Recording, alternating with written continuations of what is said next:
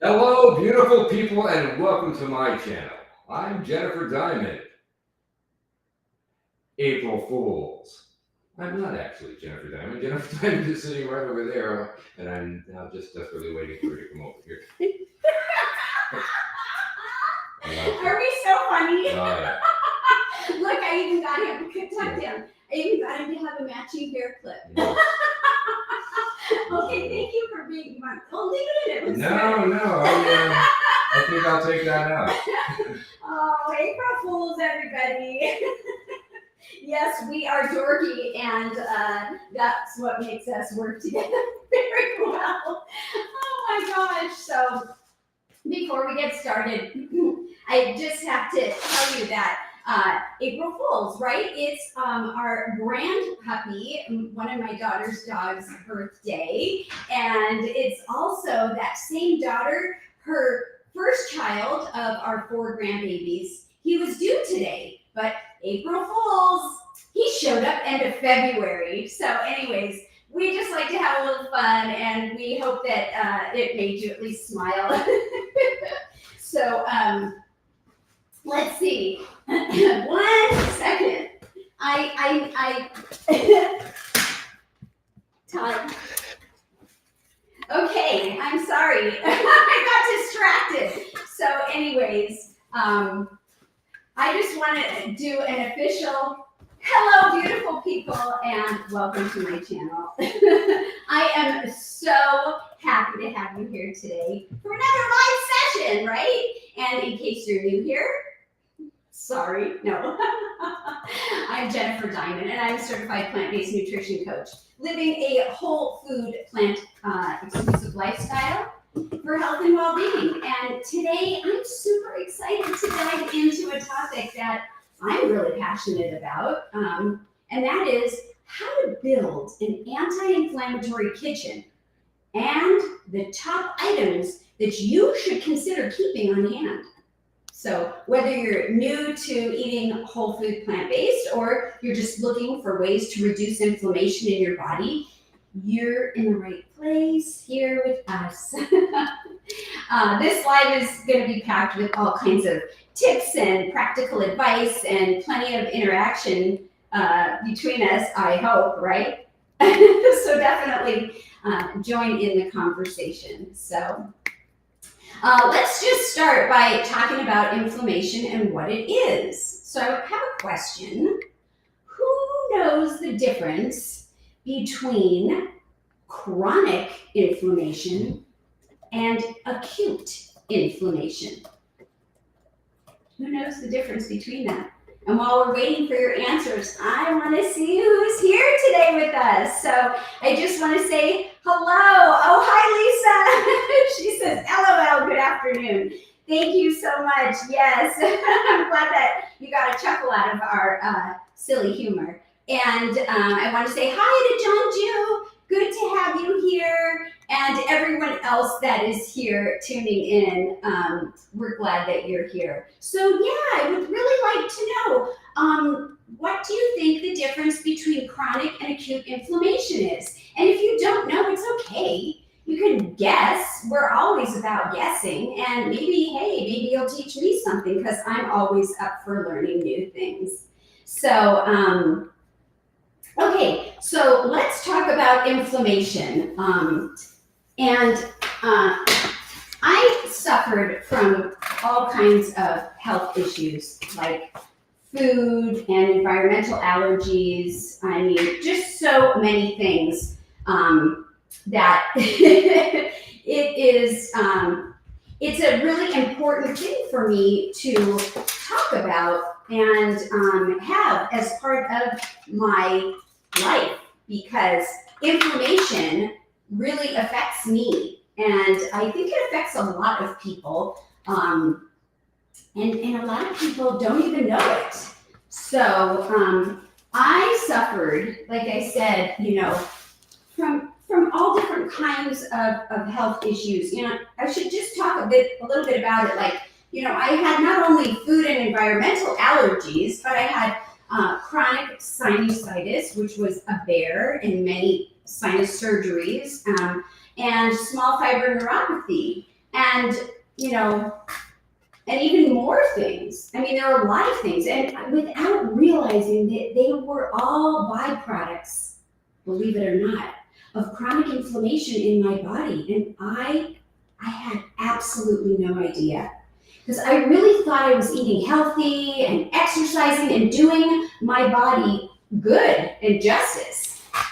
There was a point where it was so bad that I was virtually bedridden for 14 very long months. I couldn't hold a pen. I couldn't feed myself. I couldn't walk from the bedroom to our kitchen. And I couldn't hold my newly born grandchildren. And it was absolutely horrible. And Western medicine doctors couldn't tell me what was wrong. And I kind of stumbled upon this myself. Some of you may know my story, but if you don't, it wasn't until I changed the food that I was eating to be whole food, plant-based, and gluten-free that I started to recover. Now, as you can see, I'm in the kitchen. I'm walking around. I do jumping jacks. I dance. I go for hikes. I play in the park with the grandbabies and by myself and with Rennie, our dog.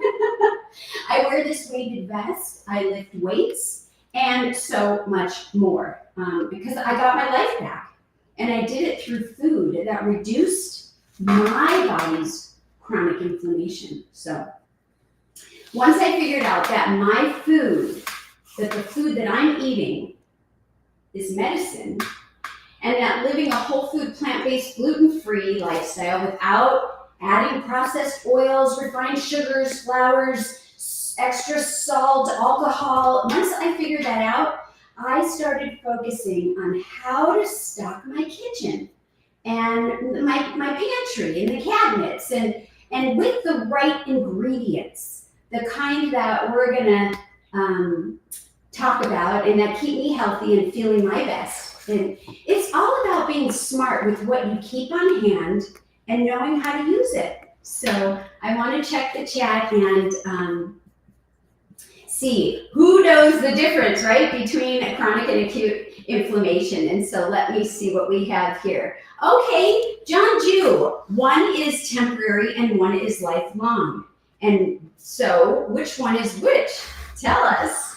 I think you're onto something, John Jew. And Lisa says acute is occasional and chronic is all the time. Hi, Marilyn. Marilyn Dubin is here. And hi, Jim Dixon. He's here. And yeah, so anyone that just came on, we were asking who knows the difference between acute inflammation and chronic inflammation. And as you see, we have a few people that chimed in.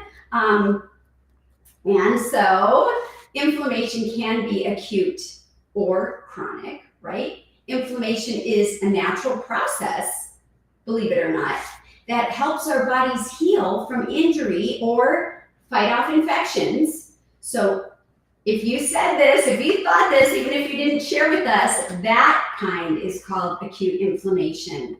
And it's temporary, lasting just long enough to help your body or my body heal from injury or infection. So acute inflammation is actually a good thing. Why? Because it protects our body. So you guys were right. You were right. And I'm proud of you. And some of you might not even know that there was a difference. If people talk inflammation, but there are actually different types of inflammation. And so I just wanted to bring that to your attention. So when the body is injured or infected, like I always had these sinus infections, they were insane, then the immune system sends out white blood cells like neutrophils or macrophages to the affected area to eliminate the cause of the problem and initiate the healing process. So this, in combination with increased blood flow and fluids in the injured area, that's what causes swelling or acute inflammation, right? So you might see a cut or redness or whatever. Acute inflammation can be triggered by a variety of factors, like including injuries with cuts, burns, sprains, fractures, infections. Those could be the bacterial, the viral, the fungal, the parasitic infections, exposure to toxins or irritants, that's another one. So certain chemicals or allergens or environmental factors. But chronic inflammation, that is a whole different story, whole different ballgame. Unfortunately, I have firsthand experience about that, and it is serious stuff. So chronic inflammation is when your body stays in an inflamed state for months. It could be even years. It's like your immune system is on overdrive and has been linked to so many chronic diseases, like heart disease, diabetes, autoimmune disorders, which I have a couple, chronic sinusitis, which I keep bringing up, allergies, which I've also brought up, you name it. Chronic inflammation is a very complex process, and it involves the immune system, the immune cells, and inflammatory mediators. So it can be caused by a lot of different factors, right? Including the things that we just talked about, like so infection, right? The bacterial, viral, parasitic, autoimmune disorder, which, that could be lupus or Hashimoto's or rheumatoid arthritis. There's all kinds of autoimmune disorders. Allergy reactions or allergic reactions, responses where your face gets red and you're sneezing or you get itchy or hives, whatever, physical injury. You fell off a curb, right? You twisted your ankle and now it's sprained. You hurt your back or anything like that. Environmental toxins, lifestyle factors also play a really big key in smoking, obesity, or maybe you're a couch potato and lack of exercise. So chronic inflammation can cause a wide range of symptoms depending on the underlying cause and affected tissues. So some of the common symptoms that, sound normal would be pain. We talked about redness, swelling, right? Heat, sometimes you feel heat, fatigue, you can get a fever, and even loss of function. Chronic inflammation can lead to a lot of serious complications like tissue damage, scarring, even organ failure, an increased risk of chronic disease, and those things are not fun, like heart disease, cancer, diabetes, and so on. So the biggest contributors to chronic inflammation include unhealthy diets. That's why we're talking about this. And those kind of unhealthy diets are diets that contain processed foods, refined oils, added sugars, and too many animal-based products. Obesity, smoking, like we just said, chronic stress, disrupted sleep, and exposure to environmental toxins. And I repeat myself because these are really strong reasons. So they can trigger, they can worsen low-level, long-term inflammation. That's why I experienced my own healing through whole food plants because they're packed. The right foods are packed with anti-inflammatory compounds, the fibers, the antioxidants that support healing and overall wellness. You're not going to find the weird science ingredients or other things that I can't spell or pronounce. Just real, natural whole foods, like fruits and vegetables and legumes and grains and nuts and seeds and all these things that I have in front of me.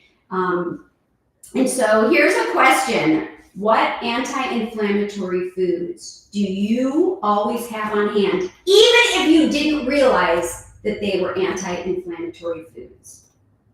Put it in the chat. And while you're doing that, I'm going to take a quick look in the chat and see who else might be chatting in the chat.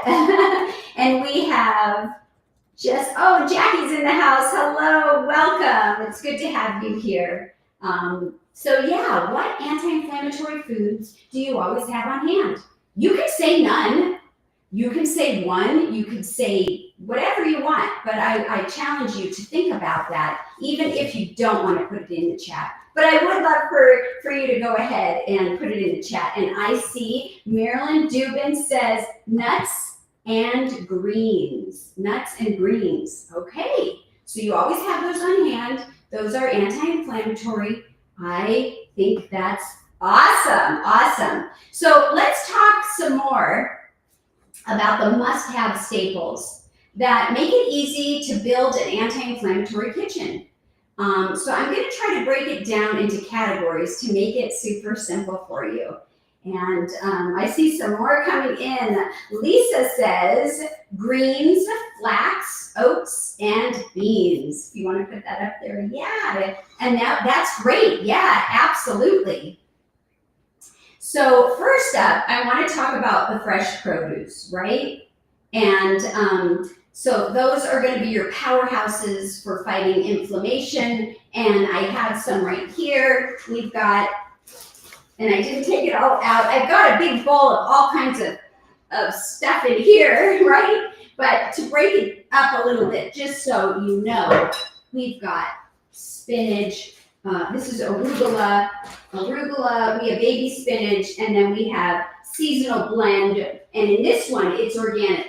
Lettuce, romaine, leaf and oak, green mustard, collard, kale, kohlrabi, broccoli, chard, pepper crest, mizuna, and totsoi, Totsoi.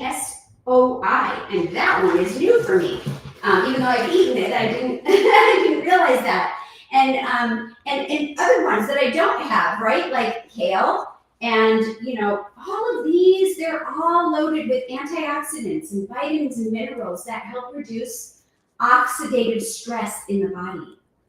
So they're also rich in fiber, which helps promote a healthy gut microbiome and support detoxification, and both of which play a crucial role in managing, yes, inflammation. Inflammation, you don't even realize it, but it really does play a part. And we have so many other things. There's colorful vegetables like peppers, like I have a red bell pepper here, even hot peppers, right? Beets. I don't have any fresh beets right now, but I do have, the beet powder or the beet chips. I do like eating fresh beets, but beets are really great. And also tomatoes, which I do have a few tomatoes right here. And those are things that are all packed with vitamins like C and A, as well as anti-inflammatory compounds like flavonoids and carotenoids.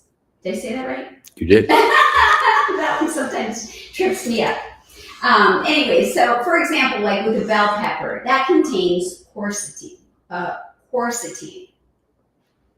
And that's a really important one because it's been shown to reduce markers of inflammation, which is crazy to think, right? It's just to us, right? If you don't think about it, it's just a bell pepper.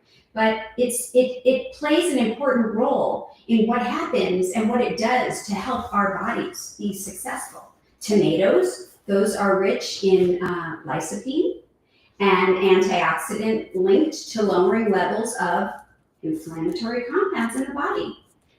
Beets, like we talked about, those contain betalains. Is that? Betalain. Betalain. That sounds like a song. Betalain. Okay, I'm getting off track. No, beets that contain betalain, which not only give them that vibrant red, deep color, that color, but also have anti-inflammatory and antioxidant properties. And that helps support lots of things, but including cardiovascular health, right? So you can also look at fruits like berries. I need to go to the store, but we ate all of our berries this morning. So I don't have berries, except I do have some in the freezer. But and citrus, so here's our lemon. and I've got oranges I was going to pull up on the tree, but those things, and cherries, those are fantastic because those are rich in polyphenols and vitamin C, both of which help to reduce inflammation and oxidative damage. I hear people talk about oxidative damage with their skin, because you can see, your skin is, not looking young and vibrant. It goes through the whole body. It affects everything. So berries in particular, those are high in anthocyanins, which have been shown to reduce markers of inflammation within the body. And citrus fruit provides a hefty dose of vitamin C, which I think most of us kind of associate vitamin C with orange juice or oranges, things like that. While cherries, those contain compounds that can help lower levels, believe it or not, of the CRP, the C-reactive protein. It's a marker of inflammation. A lot of people will see that, like when they get their blood tested, or your doctor, if it's elevated, might bring that to your attention. And these are ways that you can naturally try to help reduce it. So don't forget, cruciferous veggies, right? Like broccoli and cauliflower and cabbage and Brussels sprouts. And I did not bring out our broccoli and cauliflower, but I can if you want. In fact, I will, because I think it's important to grab these containers too, and just show you that it's wonderful to have so many wonderful things here. Hang tight, guys. This is live, and I just want to make sure that I am showing you everything. I love these containers. We'll talk about them in a little bit. But we have more greens in here. I've got this beautiful piece, right here of cruciferous vegetables, and I've got also some great looking broccoli that I'm just going to scatter around. And you know what else I even have in here? Purple radish.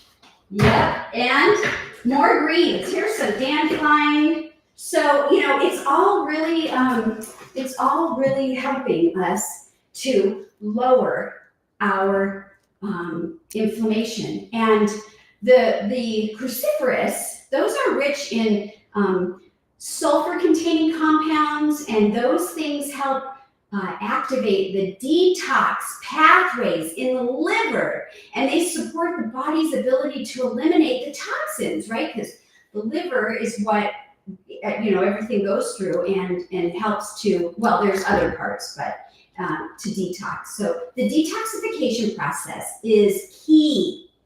It's really important for reducing chronic inflammation and keeping your body running smoothly. I had no idea. All right, guys, what anti-inflammatory foods do you always have on hand? Let's see if anyone added anything else. I do want to say, hello, Colleen. It's good to have you here. Lisa is asking a question. Let's see. How do you eat your dandelion greens? Oh, great question. Honestly, I mostly eat them raw. I wash them and I keep them in these containers, and I just chop them up and I mix it in with the salad. But I know that you can cook them in the same way that you would add spinach or kale to maybe a stir fry, or if you want to steam them. But I like to eat them raw, or I would do them the other ways too, but lately that's how I've been doing it. Good question. Is there anyone else that eats dandelions that does it a different way that they would like to share in the chat? Let me know. And hello to Karen. Oh, Karen says, love this topic, Jennifer. Very informative. Awesome. I'm so glad to hear that. Thank you so much. So, okay, I want to ask another question of you guys. What about spices? What are your go-to anti-inflammatory spices? Please drop it in the chat, right? And while you're throwing your spices in the chat, I guess I could talk about whole grains, but I definitely want to talk about spices with you. So, yeah, quinoa. Oh my gosh. So I've got a whole section here of whole grains, and we've got everything from quinoa, millet. I even have a new kind of oats. This particular oats are really, really great. This is a local oat place, and then we've got the steel cut oats, and I don't have the, oh yes I do, and the oat groats right here. So oats are really important, and brown rice, you do brown rice. I also have some buckwheat here, and even some of these quinoa flakes, right? And so these are all great grains to include in your anti-inflammatory kitchen, because they're high in fiber, which helps to keep your blood sugar stable and support your healthy digestion, right? The fiber in the grains also helps feed beneficial gut bacteria, which you may, already know. And it promotes balancing, a balanced microbiome too. And a healthy gut means lower inflammation throughout the body. Do you see what's happening here? It seems to just be all going back to eating the right things, having the right things on hand, and knowing what they are to keep the inflammation low.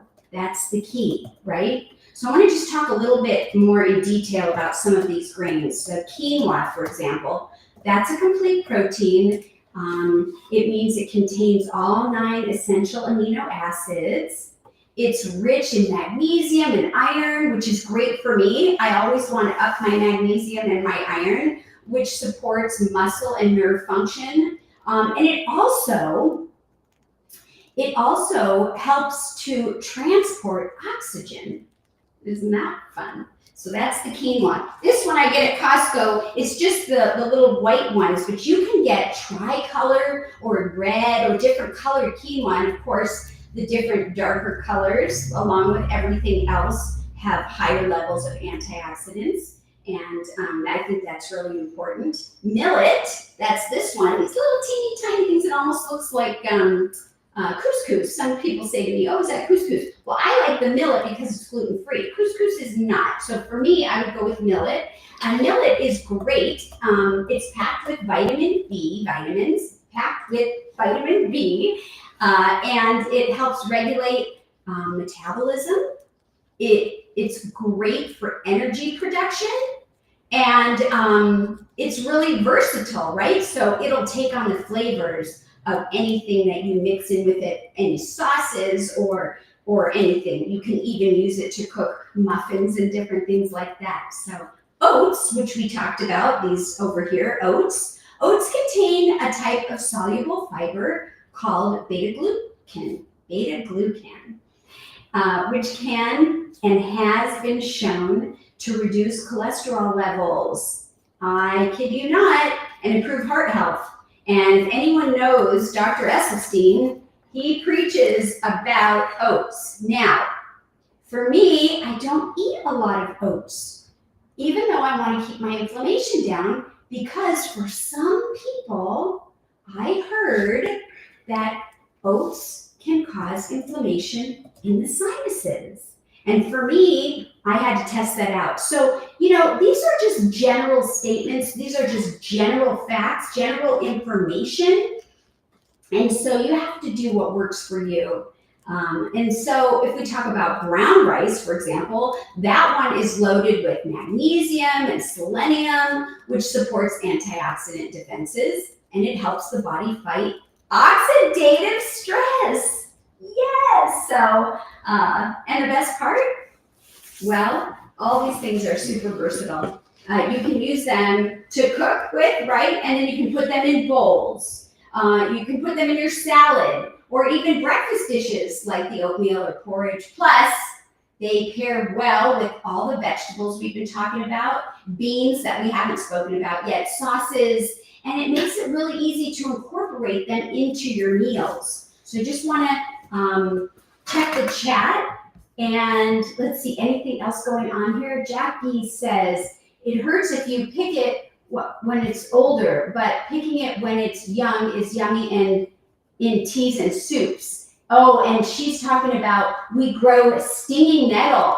Ooh, and put it in soups. Wow, and that, it hurts if you pick it when it's older, but pick it when it's young and it's yummy in teas and soups. Wow, you wrote that, huh? That's really cool. I'll have to look that up. And once it's been cooked, the steaming part subsides. Well, thank you for sharing that, because nobody wants to get stung. Well, I don't. And Karen says, oh, when it comes to, there are some people that are talking about the spices, which I can go ahead and check that out right now. So Marilyn says, well, Lisa actually says, oh no, even before that, Karen, dandelion tea. Dandelion tea. Lisa says turmeric and cinnamon. Marilyn says garlic, cinnamon, turmeric, pepper. Right, because you want to mix those. Let's see what else we have here. Oh, Karen says cumin and curry powders. Boy, you guys are really good. You guys are using lots of good ideas for your spices. But before I share about more information on the spices, I just want to talk a little bit about beans, because beans are something that you got to have, including legumes and lentils. The chickpeas, lentils, and black beans are absolute staples when it comes to building an anti-inflammatory kitchen, along with all the spices that we're going to get to. And I've got so many to share right here. So these legumes, they're loaded with plant-based protein and fiber, makes them fantastic for what? Keeping you full and satisfied while also promoting digestive health. Do you know for breakfast today, I had salad. I had a big bowl of salad, and I put in a cup, maybe it wasn't a full cup, but anywhere from, it was maybe a half, more like a half cup. I eyed it, and I put in black beans. I didn't even eat them. I didn't add any flavor to them. I just mixed them up, and I put a drizzle of some homemade dressing. And I cannot begin to tell you how full I have felt. Well, until I was hungry again.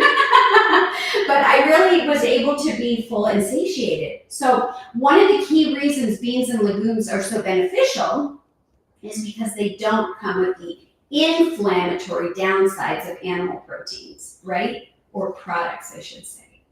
Animal products can contribute to inflammation and lack of fiber entirely because they don't even have fiber in them. Well, the beans and the legumes give you a boost of protein. You don't have any of the other stuff, right? They have fiber, and that helps stabilize blood sugar levels and support healthy gut microbiome. And both of those are really crucial in reducing inflammation throughout the body. So I just think that's really important. Now, I've got a bunch of beans over here. I've got red lentils. I didn't pour these out. These are garbanzo beans. These are black-eyed peas, black beans, and so on. And let's see, here are the garbanzo beans, or chickpeas in particular, are rich in folate. They're rich in iron. The lentils that I'm talking about, and I have different kinds of lentils, but I have green ones right under here. I don't know if you can see that, but I'll just pull these red ones out right now. These offer a large dose of B vitamins, potassium, magnesium, and then don't forget these black beans right here. They're kind of hidden, and I will pull them out just because. And I have some cooked in the fridge, because remember I said that I had some this morning? Well, I wasn't eating them this way. But black beans are loaded with antioxidants called anthocyanins, which help fight oxidative stress. So, including a variety of beans and legumes in your diet is really easy. Oh, and it's a delicious way to get more anti-inflammatory power, right, in every one of your bites. So I also want to share that, you might be thinking, oh my gosh, dry beans, I don't know what to do with that. It's okay, you don't have to make things complicated, but if you don't want to go through soaking them or cooking them in your Instant Pot, you can still get your beans and legumes and lentils in. I have some in a can. I personally think that the ones that I make that are dry have a better flavor, but hey, I use them both. And so I have these butter beans. I have the Great Northern, right? And then I also sometimes mix it up. We got this to try. We haven't tried it yet, but this is Eden.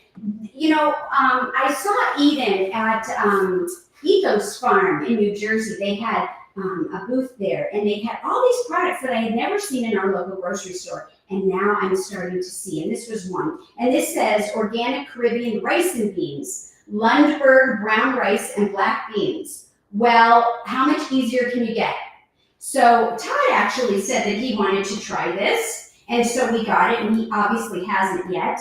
And I'm just going to share. It's got water, short grain brown rice, black beans, onion flakes, paprika powder, garlic powder, cumin powder, cayenne powder, cinnamon powder, and it does say sea salt. So for him, this is going to be a great way to go. I would do it in an emergency. I really try to stay away from salt. I definitely don't add it. The only time I really added it was when I was doing Dr. Goldner's, but that's a separate thing. Anyways, and then, that was over here. And then, of course, most of you know the Plant Strong people. And you can get, this is a organic chili, right? And so my point is that you can do things in a simpler manner. Now, I want to also touch base on this Harmony House. I have dehydrated beans, okay? I can take these on a trip. I can hydrate them easily by putting them in water. These are soybeans. They're freeze-dried, for goodness sake. So I could probably just pop them in my mouth, but you can hydrate that. And then this one is also Harmony House dehydrated vegetable soup. Great for travel, you guys. Then all you have to do is add water and maybe some of the seasonings that we haven't talked about yet. This right here, dehydrated sweet brown onion. I made that, and fresh mushrooms and mushrooms in the freezer are great, but I also have these dried ones. So I just wanted to point out a few of those things. And even this, I got this at Chef AJ's conference, Live Your Best Life conference. And this is pot ready. It's a multi-bean chili. You put everything in the pressure cooker and add water, I think. So there's lots of things you can do to get those, things that might seem like they're difficult in your diet. So nuts and seeds are another must. I want to say, is anybody saying anything? Okay. So nuts and seeds, right? So chia seeds, flax seeds, hemp seeds. And did I bring any of those out? Not the chia seed or flax seed, but I do have them. And even pumpkin seeds, right? Because those are all fantastic sources of omega-3s. Those naturally fight inflammation. Walnuts add vitamin E and healthy fats. Almonds, hazelnuts, those contain healthy fats, fibers, antioxidants, and vitamin E, which may help lower some markers on your blood. That's important, of inflammation. Even pistachios are a good source of potassium and antioxidants. And believe it or not, they can help with weight loss and lowering your LDL cholesterol. Some people can't eat nuts, because they get crazy, but this is talking about inflammation and bringing it down. And so I've got a bunch of seeds here: walnuts, Brazil nuts, sunflower seeds, almonds, all of that kind of stuff back there. And even pecans. I want to talk about pecans. Those are Todd's favorite, right? Are they your favorite? He's nodding.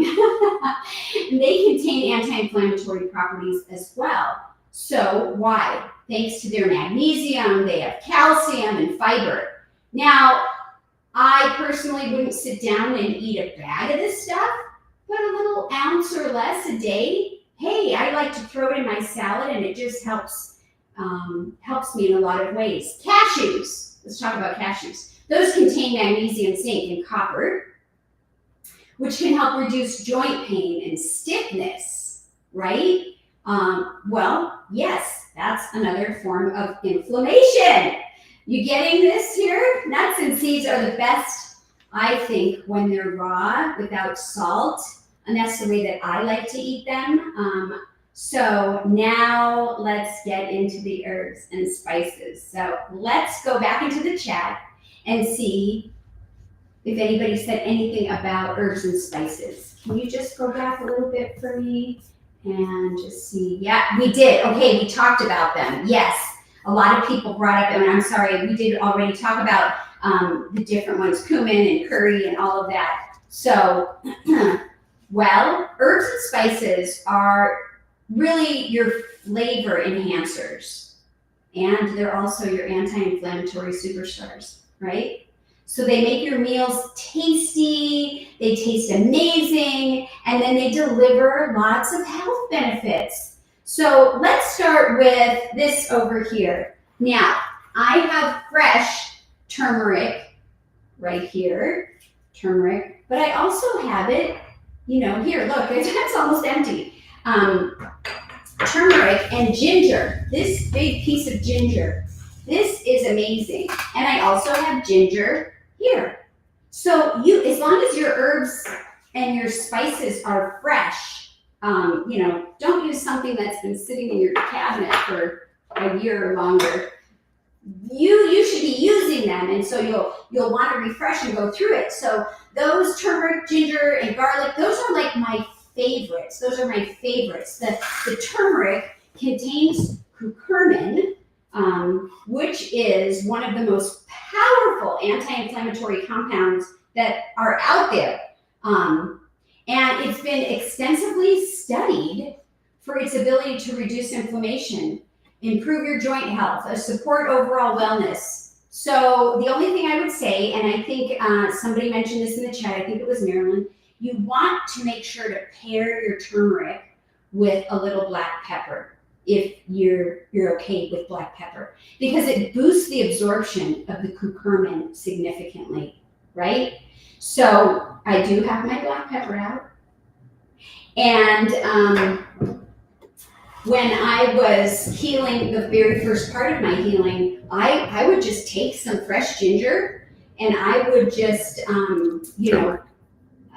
I did turmeric, but turmeric and ginger actually. I did turmeric and ginger, and the ginger I would slice up, but the turmeric I would use the shredding. I would just grate it right on there, and then just add some black pepper and the garlic. I do regular garlic. I also do this. You guys know what this one is?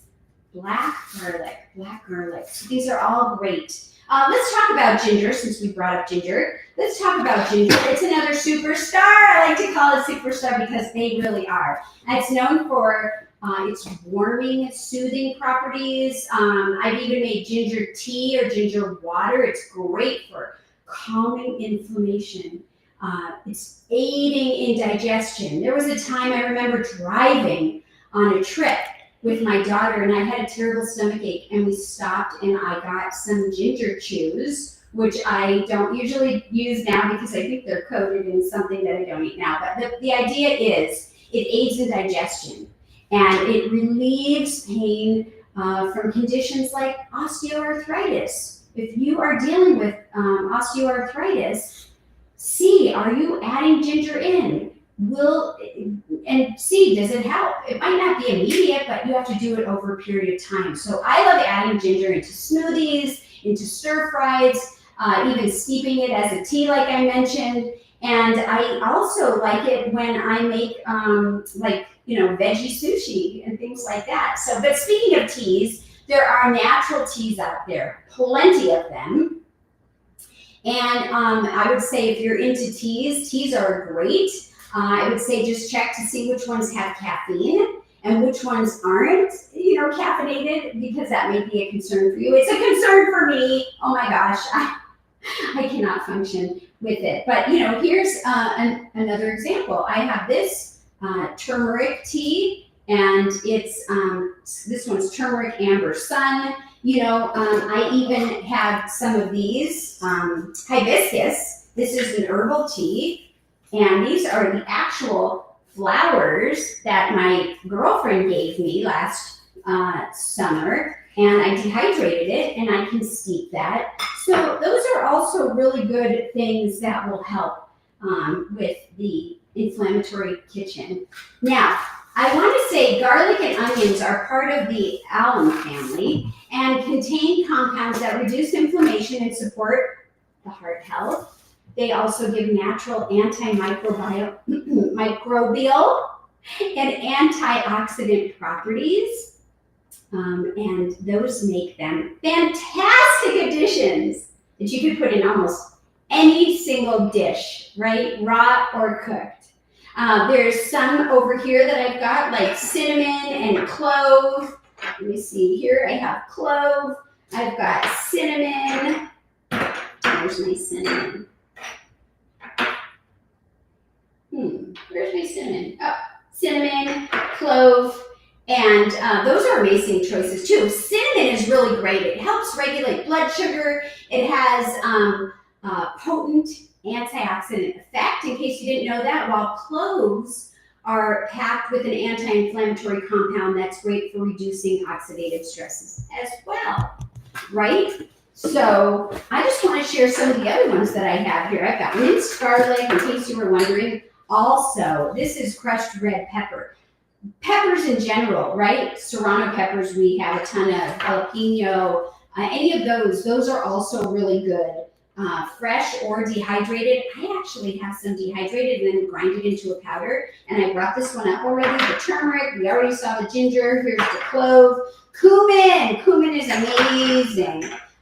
Here's cayenne. That goes with the little bit of spice that will really be good for you. I've got a cayenne chili powder. I really love savory spice. You should, if you're interested, I can put a link for them. And that's the cinnamon. And I got two more. Granulated onion. And this is just the beginning. And also, this is a salt-free curry powder, Madras curry powder. And so the list goes on, right? So cinnamon and clove, though, they're a really, I told you, those are really great ones. But the best part is the spices not only fight inflammation, they really do add a lot of depth and richness to the meals. When you're eating whole food plant-based, you want to make sure that you have flavors. So many people get stuck in, they're, especially if you're eating the American standard American diet or not, with the salt. This is going to offer you so much bang for your buck. And you can make a curry. You can put it in a soup. Batch cook roasted vegetables. Just don't skip the herbs and spices because they play an important role, and it's really important to have them in your kitchen. So we can. Go ahead. Did you want to say something, Todd? You have a question from Jackie. Oh, okay. Jackie says, I grate and freeze fresh ginger. Do you think it still contains its healing properties? Wow, that's a really good thing. And yes, I would say it does. The same way that freezing vegetables and fruits that we buy sometimes are fresher than some of the fresh ones, depending on how far they've come from, right? And so, yes, I think that's great. As long as it's grated when it's fresh still and you put it in the freezer, it's going to be wonderful. Good job. And thank you for the question. And anything else anyone else has? Okay, we're good still. Okay, so I also want to talk about fermented foods. Fermented foods are a game changer when it comes to supporting gut health and reducing inflammation. Now, they're packed with beneficial probiotics that help balance your gut microbiome, and that plays a crucial role in regulating inflammation throughout the body. I'm going to talk about go-to fermented foods, but I also want to talk about you have to be careful because a lot of them contain high salt. So you can make no salt sauerkraut, which I've done before. It doesn't taste the same, but it can be done. And if sodium intake is something that you are watching, then just be aware. And when you make your decision on fermented foods, you just want to make sure that you understand what is in the ingredients, unless of course you're making it yourself.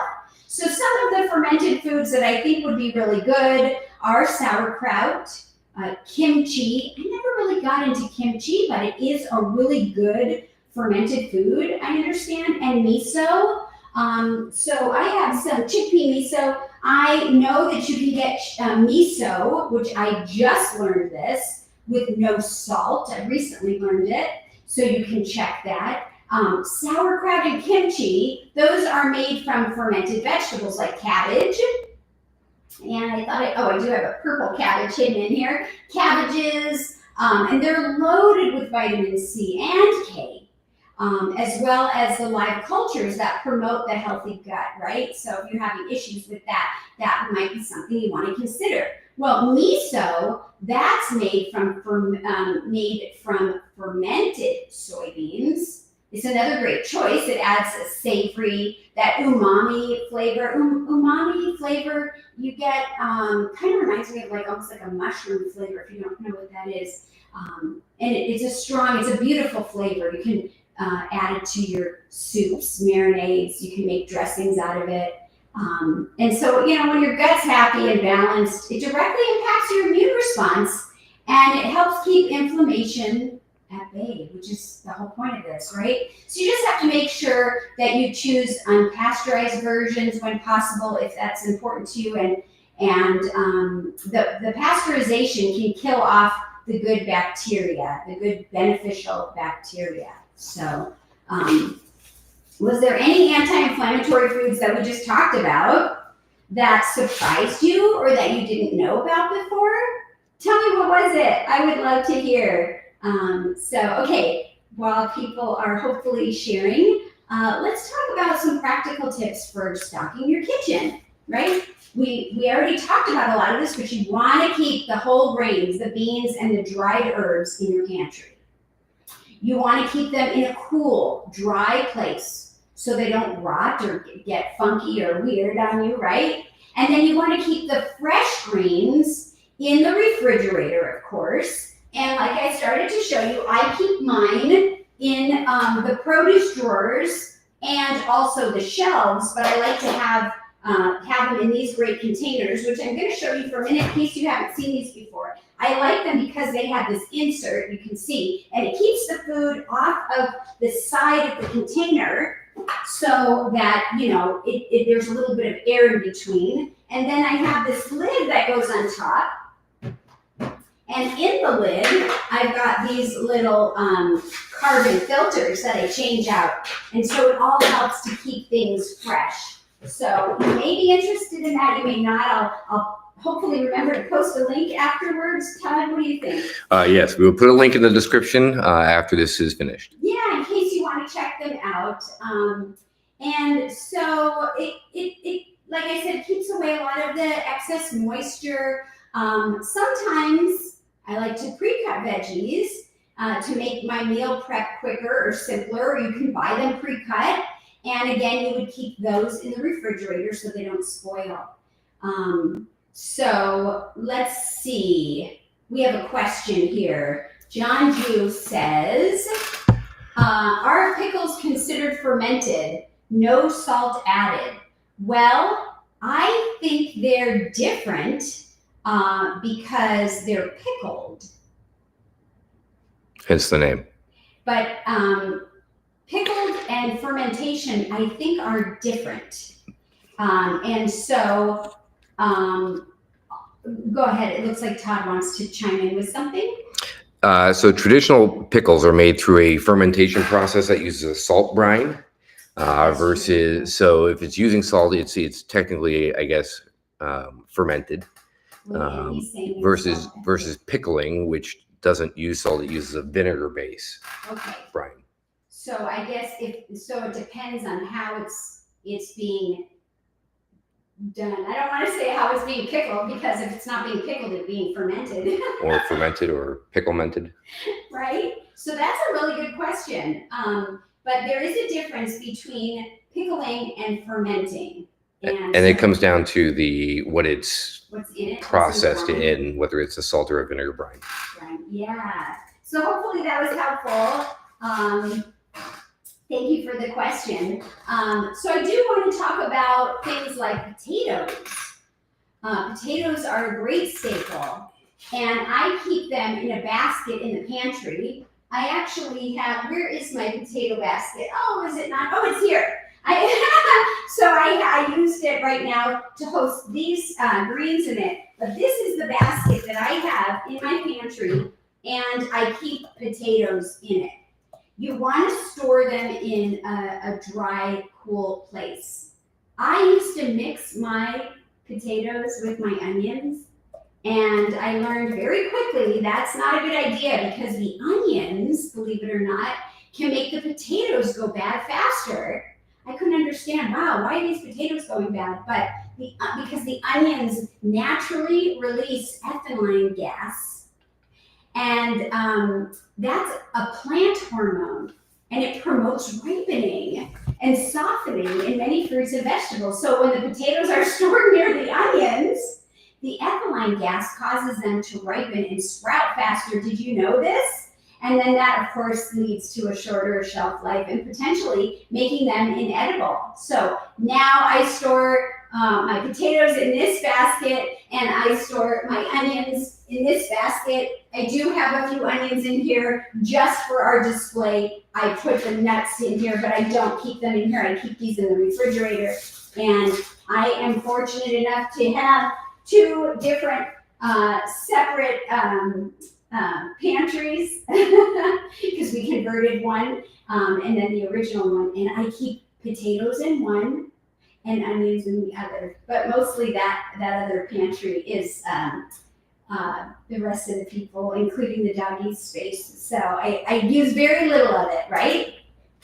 But I will say I keep my scallions in the refrigerator. So, and I have these really cool purple ones. We just finished using up the more traditional ones.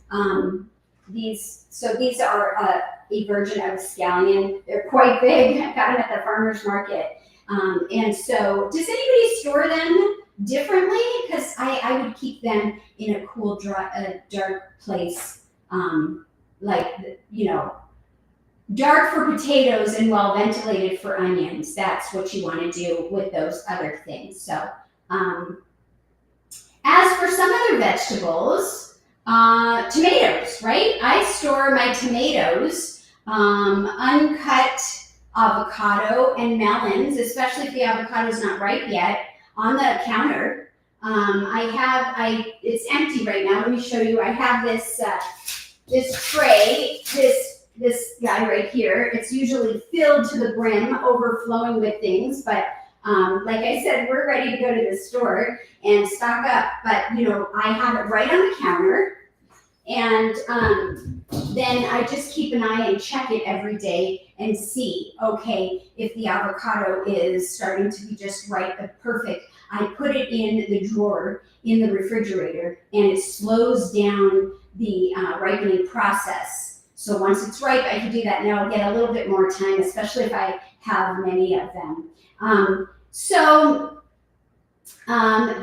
You can also keep those in the pantry if you want. I just happen to put them on the counter. And then don't forget, it's good to have some frozen berries, some frozen veggies to turn to in the freezer. Those are great for quick smoothies or stir fries, or anything, frankly.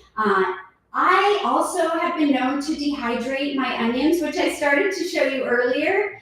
I've even dehydrated garlic before, and tomatoes, or other foods that I might have that, like, I have too much of, or they're going bad. This way they can last for a very, very, very long time, like over a year or years. And then all I need to do is add this into whatever I am cooking, and any kind of liquid will hydrate it again. And so you can add them in soups, and they just rehydrate. And then if you don't want to make it with a soup, you can put it in a little bit of warm water, set it aside. You don't have to make them. You can even order them that way. In fact, right here, I have this little sample that I just thought would be fun to show you. And this is through Harmony House. It's their vegetable sampler. And they have just different ones that I wanted to try. And these will last, I can take these traveling. They're great. And so if you find yourself in a place where, oh my gosh, I don't have access to things, Well, these are great. So these are all dehydrated. I'm just going to quickly tell you what's in here. And I'll just read the top of the box. So broccoli, cabbage, carrots, celery, sweet corn, green beans, jalapeno, leeks, onion, green peas, bell pepper, diced potatoes, spinach flakes, tomato dices, and tomato powder. Oh, that is interesting. I didn't even realize I had tomato powder. We were talking about this the other day. And so there you go. And I just wanted to share that because I just want to show you that you can battle and fight inflammation and make it simple and easy. You just have to know, what you're doing. And that's it. So let me check the chat. Was there any inflammatory foods we just talked about that surprised you or you didn't know about before? Yeah, let's see. No. Okay, so nothing exciting or new, or maybe there is and you just didn't want to write it. Hopefully, you've got some information. So let's finally talk about meal prep, right? So, we have something here. Marilyn Jewett says, great presentation and very informative. Yeah, you're welcome. You're welcome. So batch cooking grains, potatoes, beans are lifesavers during the week. If I'm making quinoa in the Instant Pot, I'll make enough for several meals. That way it's simple to make a dish and I don't have to worry about making quinoa, even though quinoa in the Instant Pot takes literally 1 minute. I can just pull it out of the fridge, ready to go, heat it up, or even sometimes cold, right on the salad or whatever, and do whatever I'm doing, going to do with it, and then it will help make the recipe I'm making easy. Same with sauces. I make a few sauces and dressings. I like those because they jazz up the meals, they change the flavor and profile, and then I can make enough so that I can use them for 2, 3 or 4, meals at a time. Again, doing this, I'm reducing the time I need to make a meal and also reducing the stress of having to make so many things for one dish. I like to keep it simple. So you don't need a gourmet meal every night, at least I don't. Just meals that will keep me full, they're nutrient dense, and offer that anti-inflammatory ingredients. So as we start to wrap up, does anybody have any last questions? Let me know. Okay. How many of us are liking this presentation? Hey, I would like to know that. I hope lots of you. Thank you, Jackie. That's wonderful. And hopefully you are. And if there's something, that you'd like to see in future presentations or future lives, hey, that's another thing you could put in the chat. I would love to hear. So I do, honestly, I hope that this was helpful for you, and I hope you learned something new, or you were reminded of something that you may have forgotten. Thank you so much for joining me today. It's been a lot. It's been great. Lisa says lots of useful info. I appreciate that. I just want to say thank you so much for joining me. Thank you. I hope you're feeling inspired to build your own anti-inflammatory kitchen. And don't forget to, if you can, hit the like button. Go ahead, subscribe, and share this video if you did find it helpful. I'd love to hear from you. So you can keep the comments coming even if we wrap up. But I see there is one more question here. What's your favorite immune food? There are so many. Well, gosh, that's hard to pick. I do like a good salad, and I do like the heavy greens, but I also really like to add the beans because it's satiating. And so I would say, can I say 2? I'm a Pisces. I never can pick one.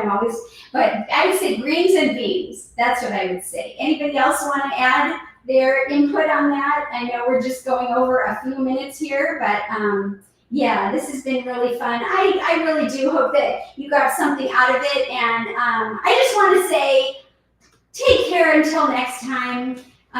Don't forget to eat your greens, everyone. You have another reason to be eating them and storing them and helping your body help you be able to live a stronger, healthier, more vibrant life. And don't forget to give plants a chance. I really appreciate it. And so I will say one last thing is that because of this way of eating, I no longer have to deal with a lot of medications, sinus rinses, and even allergies. And so I hope it helps you. And again, I'm going to say it again because I love it. Give plants a chance. Okay? And bye for now. Thank you, everyone. Thank you, Lisa. Thanks, Karen.